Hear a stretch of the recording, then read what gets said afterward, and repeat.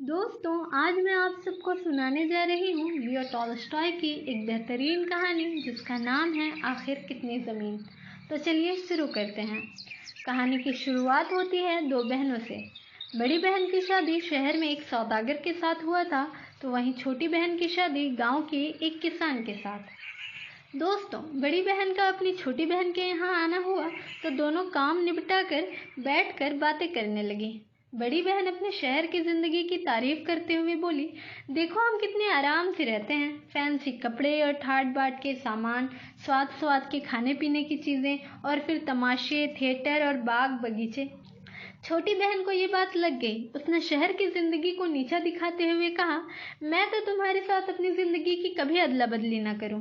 हम सीधे सादे और रूखे सूखे से हैं तो क्या, चिंता और फिक्र से छूटे हैं। तुम लोग सजी धजी रहती हो, आमदनी बहुत है तुम्हारे यहाँ, लेकिन वो सब एक रोज हवा भी हो सकती है। जीजी, कहावत है ही, हानि लाभ दुई जुड़वा भाई। हमारे गांव के जीवन में ये रिस्क नहीं है जीजी। किसानी जिंदगी फूली और चिकनी नहीं दिखती तो क्या, उम्र लंबी होती है, मेहनत से तंदुरुस्ती भी बनी रहती है। हम अमीर नहीं है तो क्या, हमारे पास कभी खाने की कमी नहीं होगी। बड़ी बहन ने ताना मारते हुए कहा, बस बस, पेट तो बैल और कुत्ते का भी भरता है, पर यह भी कोई जिंदगी है। तुम्हें जिंदगी के आराम, अदब और आनंद का क्या ही पता। तुम्हारा पति चाहे जितनी मेहनत कर ले, जिस हालत में तुम जीते हो उसी हालत में मरोगे। वही चारों तरफ गोबर, भूस और मिट्टी, और यही तुम्हारे बच्चों की भी किस्मत होगी। छोटी बहन का पति दीना थोड़ी दूर बैठा औरतों की यही सारी बातें सुन रहा था। उसने सोचा, बात तो सच है। बचपन से लेकर जवानी बीत गई खेती किसानी करते हुए, पर अभी तक संतोषजनक कमाई नहीं हुई है। मुश्किल तो ये है कि हमारे पास ज़मीन कम है।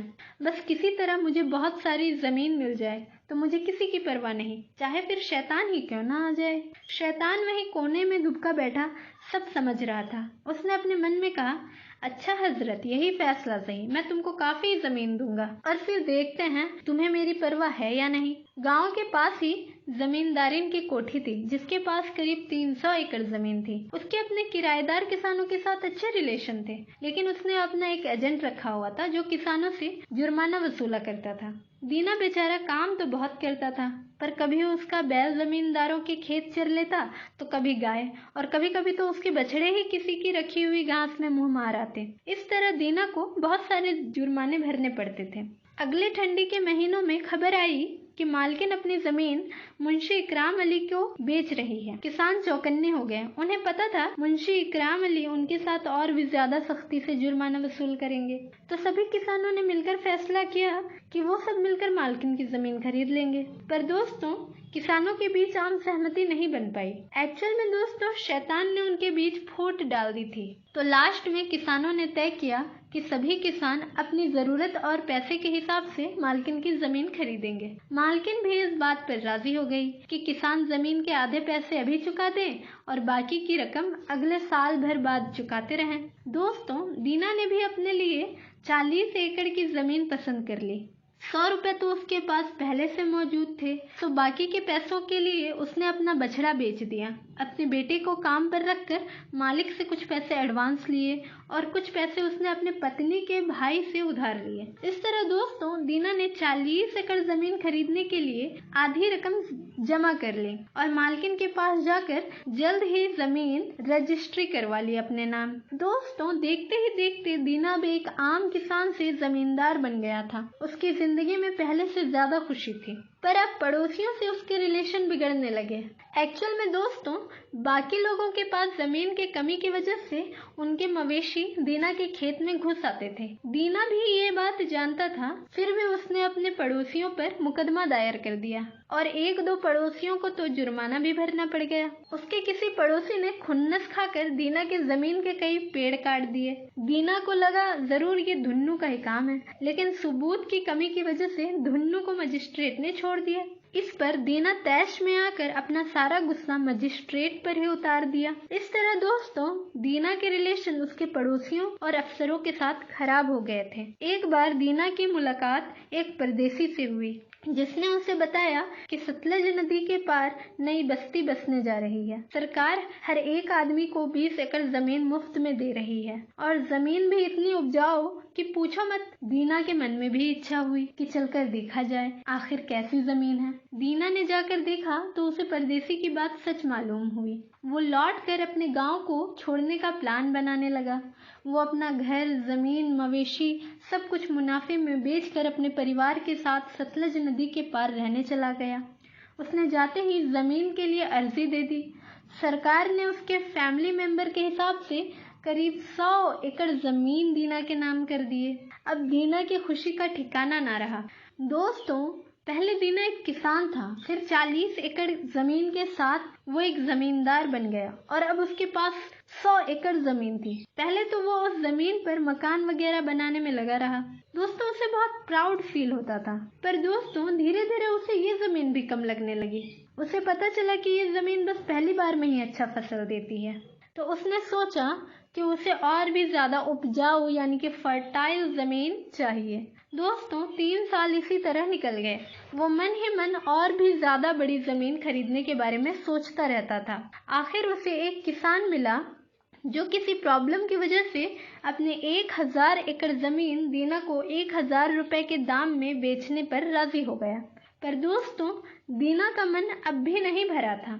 उसकी मुलाकात एक सौदागर से हुई जिसने उसे बताया कि नर्मदा नदी के पास उसने 1500 एकड़ जमीन महज 500 रुपए में खरीदी है और वहाँ की जमीन भी बहुत फर्टाइल यानी कि उपजाऊ है। दीना ने सोचा, ये ठीक है, मैं यहाँ 1000 रुपए में 1000 एकड़ जमीन क्यों खरीदूं? इतने रुपए में तो मुझे नर्मदा किनारे वाली जमीन यहाँ से कई गुना ज्यादा मिल जाएगी। तो दीना उस जगह जमीन खरीदने के लिए अपने साथ एक आदमी को लेकर निकल पड़ा। नर्मदा नदी किनारे पहुंचते ही वहां बस्ती शुरू हो गई, कोल लोगों की बस्ती। कोल लोगों ने दीना का वेलकम किया।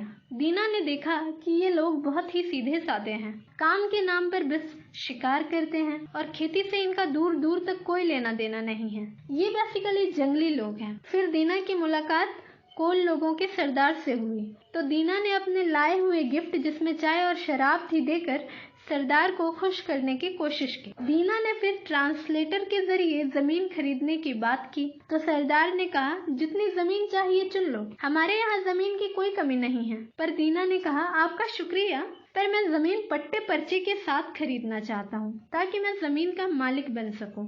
सरदार समझ गया, बोला, हाँ जरूर, इसमें कोई परेशानी नहीं है, हमारे यहाँ एक मुंशी है, जमीन रजिस्ट्री हो जाएगी। दीना ने जमीन के भाव यानी कि प्राइस पूछे तो सरदार ने कहा, एक दिन के 1000 रुपए। दीना समझा नहीं, बोला, ये कैसा हिसाब है, ये बताइए कितने एकड़ के 1000?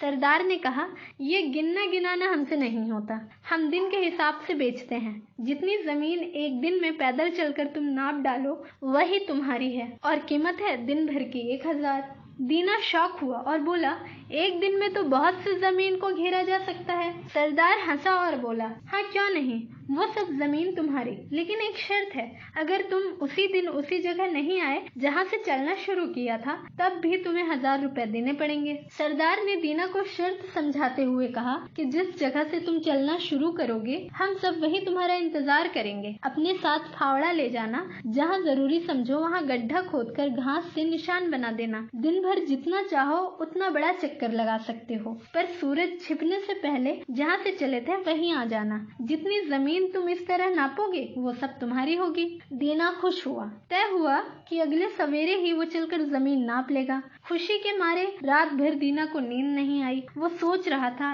एक दिन में 35 मील यानी कि लगभग 54 किलोमीटर स्क्वायर जमीन तो वो नाप ही लेगा। देर रात उसे थोड़ी नींद आई। अभी आंख लगी ही थी कि दीना ने सपने में देखा कि किस तरह वो जमीन में गिर पड़ा है और शैतान उसमें हंस रहा है। डर के मारे दीना की आंख खुल गई। सुबह हो चुकी थी। गाड़ी में सोते हुए उसने अपने आदमी को जगाया और खुद कोल लोगों को बुलाने चला गया। कोल तैयार हुए और सब चल पड़े, कुछ घोड़े पर, कुछ गाड़ी में। दीना अपने नौकर के साथ अपनी गाड़ी में था।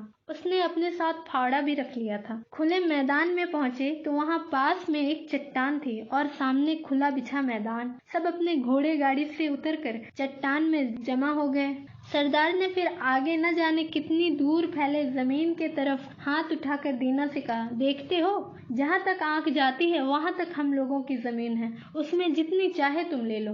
दीना की आंखें चमक उठी।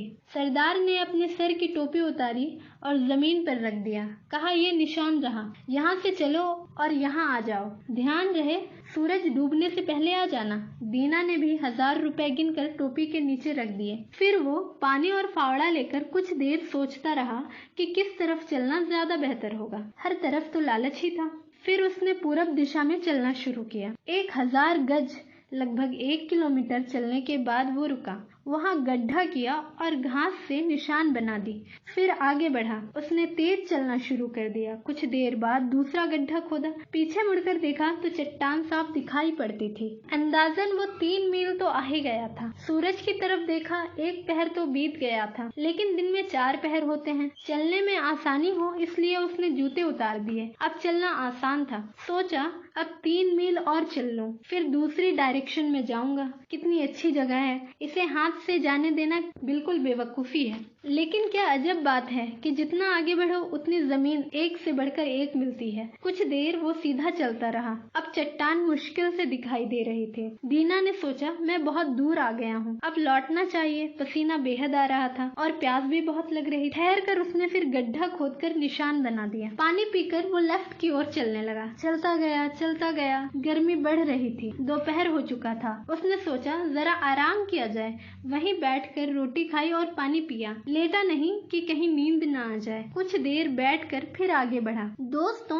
वो चलता ही जा रहा था। सोचा, ये तकलीफ कुछ ही देर की है, फिर तो जिंदगी भर आराम ही है। इसी तरह वो काफी लंबी जमीन नापता रहा। कभी लेफ्ट तो कभी राइट डायरेक्शन में उसे जमीन फर्टाइल यानी कि उपजाऊ नजर आ रही थी। वो सोच रहा था, ऐसे उम्दी जमीन को छोड़ना तो बेवकूफी ही है। उसने देखा सूरज अपना 2/3 चक्कर काट चुका था। वो अब तक 10 मील दूरी तय कर चुका था। उसने वहीं गड्ढे कर तीसरा निशान बना दिया। अब वो सीधे चट्टान की तरफ लौटने लगा। लेकिन दोस्तों, अब दीना के लिए चलना मुश्किल हो रहा था। धूप उसकी सारी एनर्जी ले गई थी। नंगे पैर होने की वजह से उसके पैर कट और छिल गए थे। दीना के पैर जवाब दे रहे थे। वो अब आराम करना चाहता था, लेकिन दोस्तों अभी ये बिल्कुल भी पॉसिबल नहीं था। सूरज डूबने से पहले उसे चट्टान तक पहुंचना है। दीना मन ही मन खुद को कोसने लगा। आखिर उसे इतनी दूर जाने की क्या जरूरत थी। उसने फिर चट्टान की तरफ देखा, फिर सूरज की तरफ। वो अभी बहुत दूर था और सूरज डूबने के कगार पर। दीना जी तोड़कर चलने लगा। उसकी सांस फूल रही थी। फिर भी वो तेज कदम बढ़ाता रहा। चट्टान अब भी दूर था।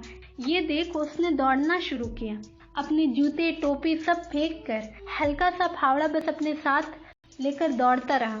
रह रहकर खुद को कोसे जा रहा था। अब सूरज डूबने से पहले मैं वहां कैसे पहुंचूंगा। इस सोच और डर की वजह से वो हांफने लगा। पसीने से तर कपड़े उसके बॉडी में चिपक गए थे। उसका गला सूख गया था। फिर भी वो दौड़ा ही जा रहा था। उसका दिल हथौड़े की चोट की तरह जोर जोर से धड़क रहा था। उधर उसकी टांगे बेबस हुई जा रही थी। दीना को डर हुआ कि कहीं थकन की वजह से वो मर ही न जाए। दोस्तों, इतना बुरा हाल होने के बावजूद भी वो रुक नहीं सकता था। वो सोच रहा था, इतना भाग कर भी अगर मैं अब रुक गया तो सब लोग मुझ पर हंसेंगे। इसलिए वो दौड़ता रहा। कोल लोगों की आवाज सुनाई देने लगी। वो जोर जोर से उसका नाम लेकर उसे बुला रहे थे। ये आवाजें सुनकर अपनी आखिरी ताकत समेट कर वो दौड़ा। इधर सूरज धरती से लगा जा रहा था। बड़ा और खून की तरह लाल सूरज अब डूबा तब डूबा जैसे हालत में था। सूरज बहुत नीचे आ गया और दीना भी चट्टान के लगभग करीब आ गया था। अब उसे वो टोपी भी दिखाई दे रही थी जिसके नीचे उसने अपने पैसे रखे थे। वहां बैठा सरदार भी दिखाई दिया जो पेट पकड़कर हंस रहा था। दीना ने हसरत भरी निगाह से सूरज की तरफ देखा। सूरज डूब चुका था। उसके मुंह से एक चीख निकल आई कि ओह, मेरी सारी मेहनत बेकार हो गई। ये सोचकर वो रुकने ही वाला था कि उसे याद आया कि कोल लोग चट्टान पर खड़े हैं। उनके लिए सूरज अभी न डूबा होगा। ये सोचकर उसने लंबी सांस खींची और चट्टान की तरफ दौड़ पड़ा। चट्टान पर अभी धूप थी। सरदार वहीं बैठा हंस रहा था। दीना को फिर अपना सपना याद आया और उसके मुंह से चीख निकल गई। उसके टांगों ने जवाब दे दिया। वो मुंह के बल आगे की तरफ गिरा। उसके हाथ टोपी तक जा पहुंचे। सरदार ने कहा, खूब खूब, देखो उसने कितनी जमीन ले डाली। दीना का नौकर दौड़ते हुए आया। उसने मालिक को उठाना चाहा, लेकिन देखता है कि मालिक के मुंह से खून निकल रहा है। दोस्तों, दीना मर चुका था। कोल लोग दया और व्यंग से हंसने लगे। नौकर ने फावड़ा उठाया और दीना के लिए कब्र खोदने लगा। अभी कब्र की लंबाई 6 फुट ही हुई थी कि कोल का सरदार बोल उठा, बस बस, आखिर कितनी जमीन, 6 फुट जमीन काफी है। तो दोस्तों, इस तरह से कहानी की सैड एंडिंग होती है और हमें सीख दी जाती है कि हमारे जीवन में संतोष कितनी जरूरी चीज है। धन्यवाद।